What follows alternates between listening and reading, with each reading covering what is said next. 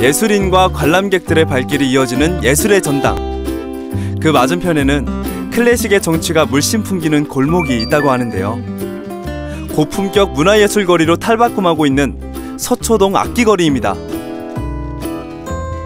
이 거리의 진풍경, 길을 가는 사람들마다 악기를 들고 있는 모습을 볼 수 있는데요. 약 1.8km 골목에 조성된 악기거리. 길을 걷다 보면 자동차 소음 대신 은은한 악기 소리로 가득한데요. 일명 클래식거리라고도 불리는 이곳은 다양한 악기점들이 곳곳에 모여 있습니다. 서초동에서 13년 동안 악기를 판매했다는 현악기 전문 매장을 방문했는데요. 척 보기에도 고풍스러움이 느껴지는 다양한 악기들. 바이올린, 비올라, 첼로, 콘트라바스 이렇게 보통 4가지로 나눠집니다. 이게 현악기에서 가장 큰 콘트라바스입니다. 오케스트라에서 가장 저음을 담당하고 있고요. 베이스의 소리가 사람을 좀 많이 편안하게 하는 악기 중에서 하나입니다. 이 거리의 판매점 대부분이 클래식 악기만을 전문으로 취급한다고 하는데요. 악기거리는 어떻게 조성이 된 거예요? 여기 예술의 전당이 88년도에 들어서면서 종합예술학교가 여기로 이전을 하면서 전공생들이 이제 많이 오다 보니까 악기점들이 아무래도 좀 형성이 많이 되기 시작을 한 계기가 됐습니다. 음악 전문가들이 많이 찾는 거리답게 150여 개의 악기점들이 들어섰고 한 건물당 하나씩 자리하고 있는 수리점과 연습실을 볼 수 있었는데요. 또한 현악기를 전문적으로 제작하는 공방도 있습니다. 수작업을 통해 개인에게 딱 맞는 악기를 제작하는 이곳.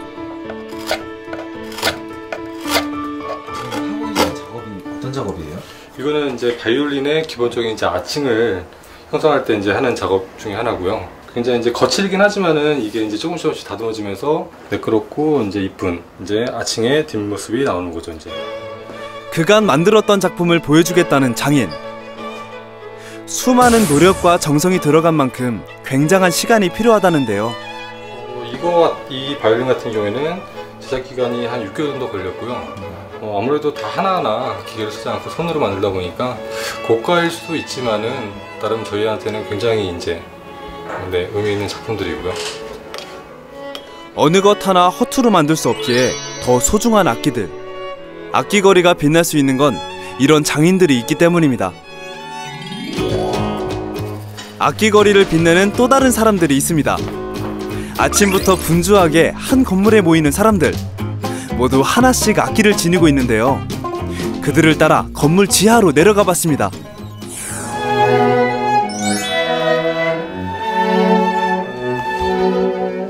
그곳에서 펼쳐진 건 환상의 하모니를 자랑하는 오케스트라 연주였는데요.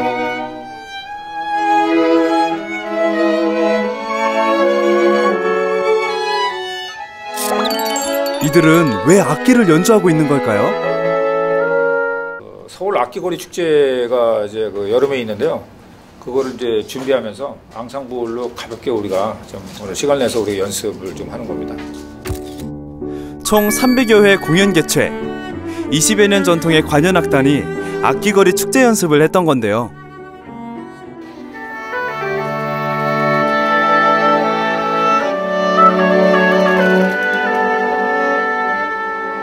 악기거리 축제에 펼쳐질 달콤한 앙상블의 향연.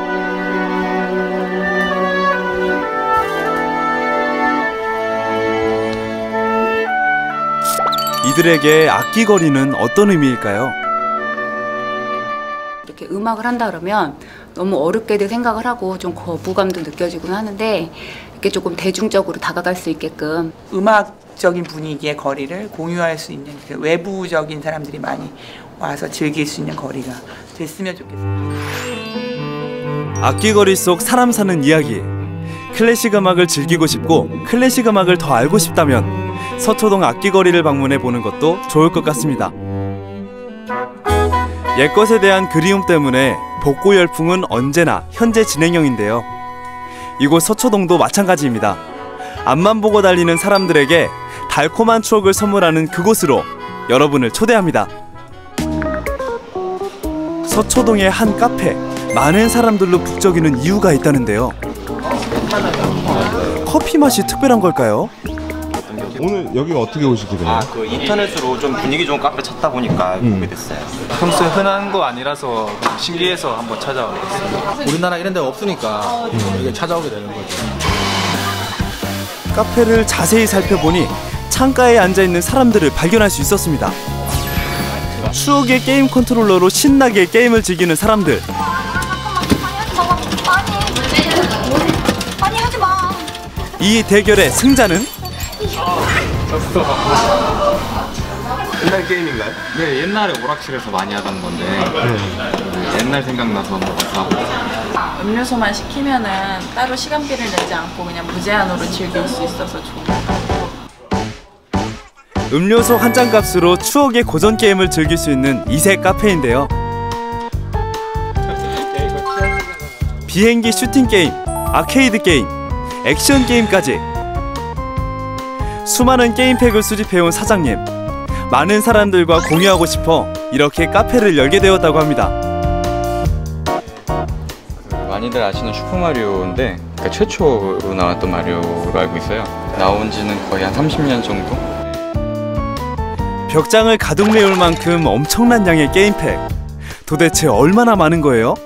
기종으로는 한 10개 기종 정도 있고요. 그리고 소프트로는 한 6,000점 정도 포장하고 있습니다. 이 카페를 찾는 사람들의 공통점은 추억입니다. 행복한 과거로 돌아간 이 시간. 게임하다가 이제 막 학원 시간 늦어가지고 막 학원에 전화 와가지고 부모님한테 혼나기도 하고 동심의 장면이니까 옛날 느낌도 나고 그냥 추억 느낌 나니까 다 찾는 거지. 한정된 자리에 마냥 기다릴 수만은 없죠.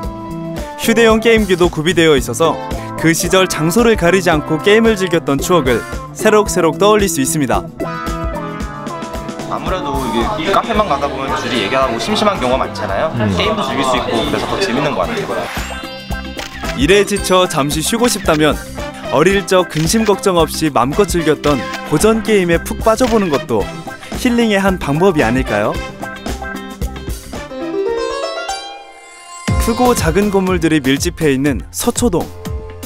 이곳에 다른 지역에서는 보기 힘든 물건들이 가득 전시되어 있는 이색 공간이 있다고 하는데요. 도심 속의 이색 테마 박물관, 바로 인도 박물관입니다. 입구에서부터 풍기는 이색적인 분위기, 마치 인도에 와 있는 것 같은 느낌이 드는데요. 전시물들을 보기 위해 이색 인도 박물관을 찾은 사람들. 눈을 떼지 못할 정도로 신비감이 맴도는 전시물의 매력에 푹 빠지고 말았습니다.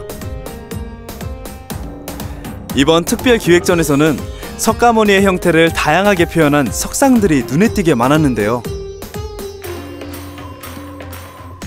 눈으로 직접 감상해보니까 어떤가요? 그런 느낌. 얼굴 형태가 우리나라 석상들하고 좀 많이 다른 것 같아요. 좀 약간 인도 사람처럼 더 생긴 느낌이랄까요? 종교적인 색채가 강하면서 색감이라든가 이런 게 좀 볼만한 것 같아요. 이런 거 이제 딴 데서는 보기 힘든 모형들도 직접 볼 수 있다는 게 좀 재밌는 것 같고요.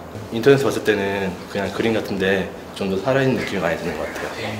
여기 지금 11세기 거거든요. 여기에요. 11세기? 11세기. 그러니까 1000년. 11세기에 제작된 파르바티 석상. 아주 희귀한 작품이라고 하는데요. 지혜와 행운의 신호로 여겨지는 가네샤 목상.